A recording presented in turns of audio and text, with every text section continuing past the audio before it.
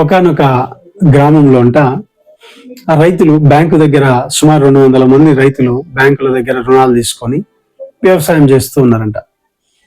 సుమారు 3 సంవత్సరాలు వరుసగా వాతావరణం అనుకూలించక, తర్వాత ప్రకృతి వైపరీత్యాల వల్ల పంట చేతికొచ్చే పరిస్థితుల్లో ఏదో అనుకోని సంఘటనలు జరిగి పంట మొత్తము నష్టపోవడం జరిగి 3 సంవత్సరాల నుంచి బ్యాంకు రుణాన్ని చెల్లించలేని పక్షంలో బ్యాంక్ అంట రైతులకి నోటీసులు పంపించిందంట.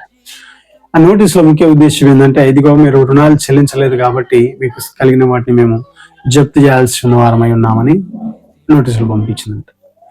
ఈ వార్త చుట్టుపక్కల గ్రామాలకు కూడా తెలిసింది. అందులో ఒక దూరంలో ఉన్నటువంటి ఒక పట్టణంలో ఉన్నటువంటి ఆ ధనికునికి తెలిసి ఆ బ్యాంక్ మేనేజర్ని కలిసి, అయ్యా మీకు పలానా ఊరు వాళ్ళు మీకు ఎంత డబ్బులు కట్టాలంటే బ్యాంక్ మేనేజర్ ఆ లెక్కలు చెప్పిన సుమారు 7 కోట్ల వరకు ఉంది 200 మంది రైతుల నుంచి. అంటే ఆయన చెప్పినాడంట ఆ ధనికుడు, నేను వారందరి ఆ అప్పులను నేను కట్టేస్తానని హామీ ఇచ్చినాడంట. మీకు ఎంత తొందరగా అయితే అంత తొందరగా నేను చెల్లిస్తా, వారికి ఇచ్చినటువంటి ఆ ఏదైతే ఉందో లీగల్ థింగ్స్ అన్నిటి కూడా మీరు రిటర్న్ చేసుకోండి అంటే బ్యాంకు ఒప్పుకుందంట.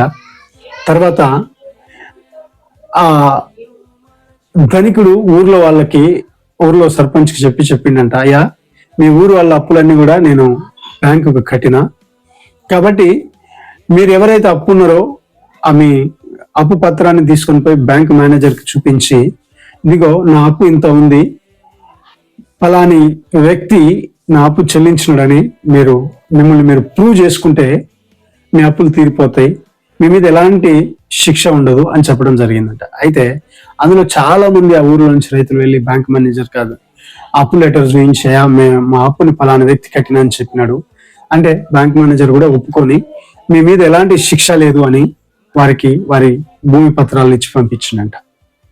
అయితే కొంతమంది మాత్రం అది నిజమే కాదులే, అది అబద్ధంలే అనేసి వాళ్ళు ఆ బ్యాంకు దగ్గరికి పోలేదు, వాళ్ళు తమ అప్పును తొలగించుకోలేదు. కాబట్టి ఏమైందంటే బ్యాంక్ ఇచ్చిన లీగల్ నోటీసులు వారి మీద అప్లికేబుల్ అయ్యాయి. వారి ఆస్తులను జప్తు చేయడం జరిగింది. ఇది నిజంగా జరిగిన సంఘటన కాదు, ఇది నేను ఒక ఉదాహరణగా చెప్తున్నా, ఒక కథ రూపంలో చెప్పాను. దేవుడు కూడా మీ అందరి పాపాల నిమిత్తము ఆయన నేను మూల్యం చెల్లించాను, నా ప్రాణాన్ని నా రక్తాన్ని క్షీణించానని యేసు ప్రభు చెప్తున్నాడు. నువ్వు చేయవలసింది ఏంటంటే నీ పాపాలు నా మీద మోపు.